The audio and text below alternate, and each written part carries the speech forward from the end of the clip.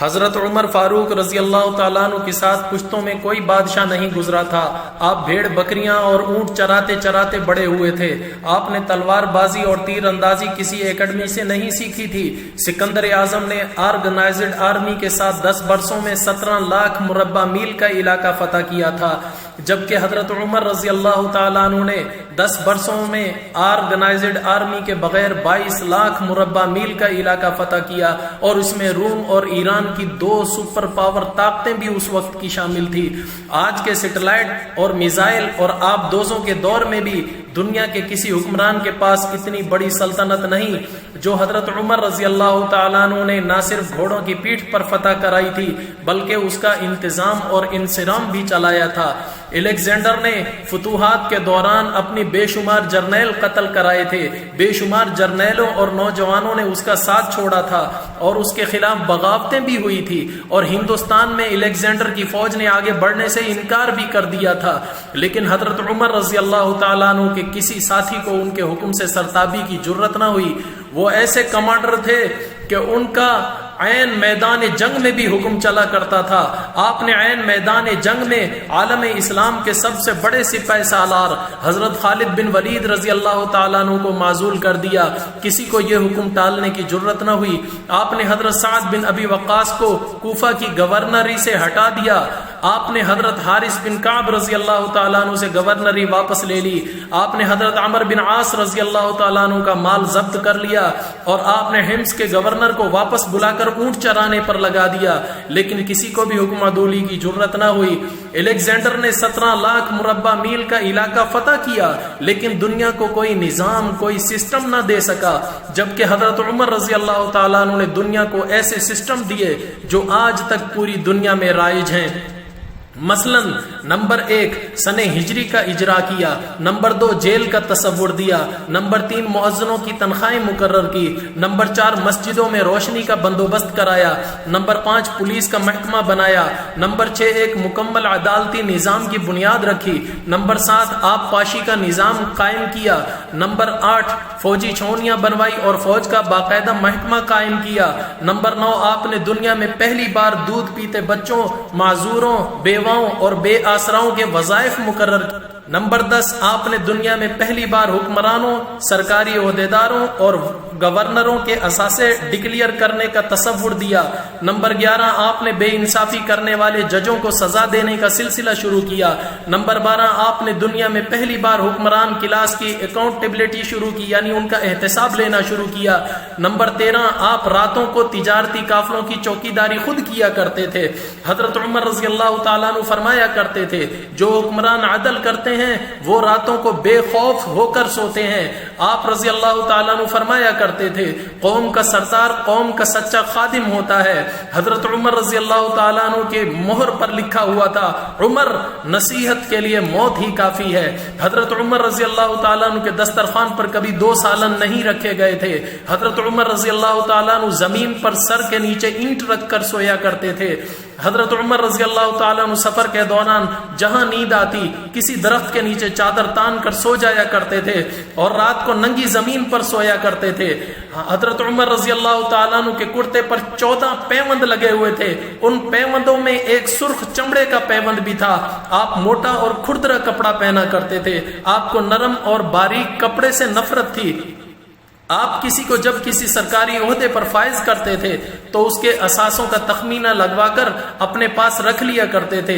اگر سرکاری عہدے کے دوران اس کے اثاثوں میں اضافہ ہو جاتا تو اس کا احتساب لیا کرتے تھے۔ آپ جب کسی بھی شخص کو گورنر بناتے تو اسے نصیحت کیا کرتے تھے، بھائی کبھی ترکی گھوڑے پر نہ بیٹھنا، باریک کپڑا نہ پہننا، چھنا ہوا آٹا نہ کھانا، اپنے گھر کے باہر دربان نہ رکھنا، کسی فریادی پر اپنے گھر کا دروازہ بند نہ کرنا۔ آپ فرمایا کرتے تھے، ظالم کو معاف کر دینا یہ مظلوموں پر ظلم کرنا ہے۔ آپ کا یہ فقرہ آج انسانی حقوق کے چارٹر کی حیثیت رکھتا ہے۔ آپ فرمایا کرتے تھے، مائیں بچوں کو آزاد پیدا کرتی ہیں، تم نے انہیں کب سے غلام بنا لیا؟ حضرت عمر رضی اللہ تعالیٰ عنہ فرمایا کرتے تھے، میں اکثر سوچا کرتا ہوں، حیران ہوتا ہوں، عمر بدل کیسے گیا؟ آپ اسلامی دنیا کے پہلے خلیفہ تھے جنہیں امیر المومنین کا ٹائٹل دیا گیا۔ دنیا کے تمام مذاہب کی کوئی نہ کوئی خصوصیت ہے، اسلام کی سب سے بڑی خصوصیت عدل ہے، اور حضرت عمر رضی اللہ تعالیٰ عنہ وہ شخصیت ہیں جو اس خصوصیت پر پورا اترتے ہیں۔ آپ کے عدل کی وجہ سے عدل دنیا میں عدل فاروقی ہو گیا۔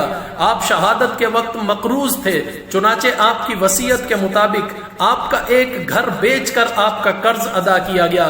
آپ دنیا کے واحد حکمران تھے جو فرمایا کرتے تھے میرے دور میں اگر دریائے فرات کے کنارے پر کوئی کتا بھی بھوک کی وجہ سے مر گیا تو اس کی سزا عمر کو بھگتنی پڑے گی۔ میں دنیا کے مورخین کو دعوت دیتا ہوں کہ وہ الیگزینڈر کو حضرت عمر رضی اللہ تعالیٰ عنہ کے سامنے رکھ کر دیکھیں، انہیں الیگزینڈر حضرت عمر رضی اللہ تعالیٰ عنہ کے سامنے یوں لگے گا جیسے پہاڑ کے سامنے کینکر دکھائی دیا کرتا ہے۔ کیوں؟ الیگزینڈر کی بنائی ہوئی سلطنت اس کی وفات کے 5 سال بعد ختم ہو گئی تھی، جبکہ حضرت عمر رضی اللہ تعالیٰ عنہ نے اپنے دور میں جس خطے پر اسلام کا پرچم لہرایا تھا وہاں سے آج بھی اللہ اکبر کی صدائیں آتی ہیں، وہاں آج بھی لوگ اللہ کے سامنے سجدہ ریز ہوتے ہیں۔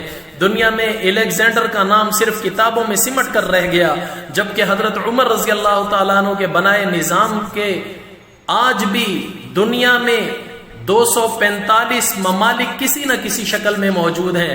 آج بھی جب کسی ڈاک خانے سے کوئی خط نکلتا ہے، پولیس کا کوئی سپاہی وردی پہنتا ہے، کوئی فوجی جوان 6 مہینوں کے بعد چھٹی لے کر گھر آتا ہے، یا پھر حکومت کے کسی بچے یا معذور یا بیوہ یا بے آسرا شخص کو وظیفہ ملتا ہے تو وہ معاشرہ، وہ سوسائٹی بے اختیار حضرت عمر رضی اللہ تعالیٰ عنہ کو عظیم شخصیت تسلیم کرتی ہے، وہ انہیں تاریخ کا سب سے بڑا سکندر اعظم مان لیتی ہے، سوائے ان مسلمانوں کے جو احساس کمتری کے شدید احساس میں کلمہ تک پڑھنے سے پہلے دائیں بائیں دیکھتے ہیں اور حضرت عمر کی عظمت بیان کرتے وقت دائیں بائیں دیکھتے ہیں کہ کہیں کوئی دیکھ کر ہم سے ناراض نہ ہو جائے، ہمارے تعلقات اس سے خراب نہ ہو جائیں۔ حالانکہ حضرت عمر رضی اللہ تعالیٰ عنہ وہ صحابی رسول ہیں کہ جن کے بارے میں نبی صلی اللہ علیہ وسلم نے فرمایا تھا لو کان بعدی نبیا لکان عمر، اگر میرے بعد کوئی نبی ہوتا تو عمر ہوتا۔ آپ صلی اللہ علیہ وسلم نے فرمایا تھا انه قد كان فيما مضى قبلكم من الامم محدثون وانه ان كان في امتي هذه منهم احد فانه عمر بن الخطاب۔ پہلی امتوں میں محدث لوگ ہوا کرتے تھے، یعنی وہ لوگ جن کی زبان پر، جن کے دلوں پر الہام اور کشف آیا کرتا تھا۔ اگر میری امت کے اندر کوئی محدث ہے تو وہ حضرت عمر رضی اللہ تعالیٰ عنہ ہے۔ حضور صلی اللہ علیہ وسلم فرمایا کرتے تھے ان اللہ جعل الحق علی لسان عمر وقلبہ، بے شک اللہ تعالیٰ نے عمر کے دل اور زبان پر حق جاری کر رکھا ہے۔